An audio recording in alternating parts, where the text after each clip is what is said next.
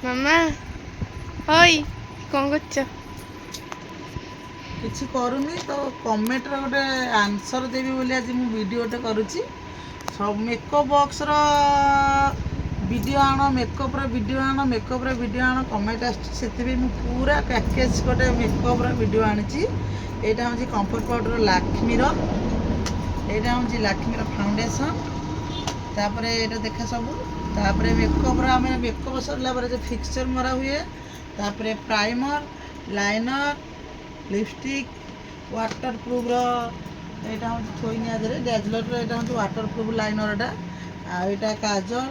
তারপরে মেকঅপ্র তো পুরা রহিলা কনসিলরଠୁ ଆରମ୍ଭ କରି ଆଇ ସ୍ୟାଡୋ ଡିଜାଇନ୍ ମେକଅପ୍ର ପୁରା ଅଛି। ତ ସବୁବେଳେ ସମସ୍ତେ କହୁଛନ୍ତି ଯେ ଆଉ ମେକଅପ୍ର ଭିଡ଼ିଓ, ତ ମୁଁ ତ ନିଜେ ମେକଅପ୍ ନେଇପାରିବିନି। ମେକଅପ୍ର ଭିଡ଼ିଓଟା ପୁରା ପ୍ୟାକେଜ୍ଟା ମୁଁ ଏଇଠି ରଖିଦେଇଛି। ସବୁ ଜିନିଷ ଅଛି, ମାନେ ଫିକ୍ସରଠୁ ପ୍ରାଇମର ପର୍ଯ୍ୟନ୍ତ କନସିଲର ସବୁ ବି ଅଛି। এটা হচ্ছে মেকଅପ୍ର ପୁରା ମେକଅପ୍ କିଟ୍ ଗୋଟେ।